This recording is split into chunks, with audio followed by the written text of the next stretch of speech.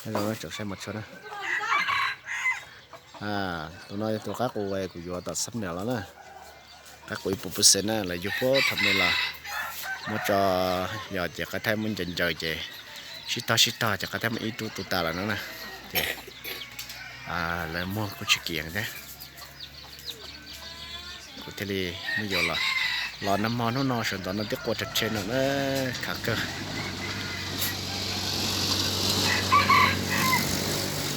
ปล่อยนั่นนะไปเอาเสียงนะนั่นกูนะ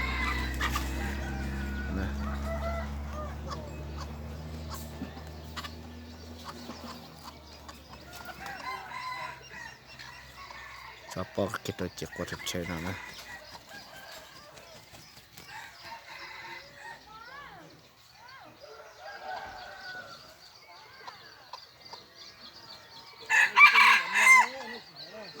ก่อนนั่นนะ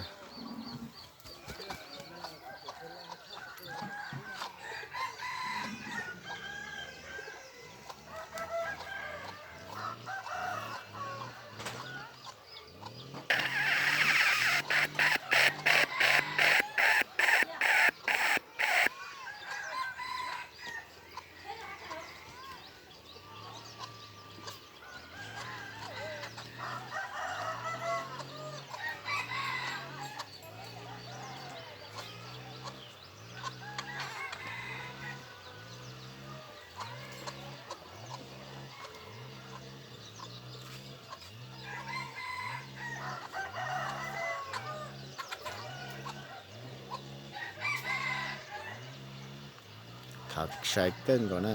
สองพงยืนนะ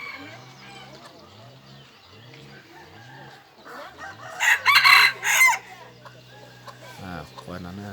จะเป็นเช็คกันเจ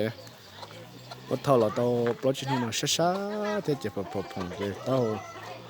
ต่อตานะปลาลอยนะปลาลอยตัวนี้เป็นปลาลอยที่เลี้ยงมาแต่น้อยนะเตะกับไก่ตีก็เลยเอาหอนจิกบัดดูมีหอนด้วยนะตัวนี้เป็นปลาลอยใส่หูแดงนะติดตามเบิ่งปีหน้าเด้อความงามอาจจะมาแน่นอนตัวนี้ปล่อยสบายเด้อปล่อยน้ำแม่กันต่อสบายเด้อตัวนี้เป็นปลาลอยสายพันธุ์เหนือเนาะท่านใดที่มักหักในใส่ไก่ปลาลอยใส่แห่ก็ฝากกดไลค์กดแชร์ฝากกดติดตามส่องให้ได้ปีหน้าจะมีลูกๆมาเสนอตัวให้ทุกท่านได้รับชมกันนะขอบใจที่รับชมคลิปนี้เนาะขอบใจหลายเด้อ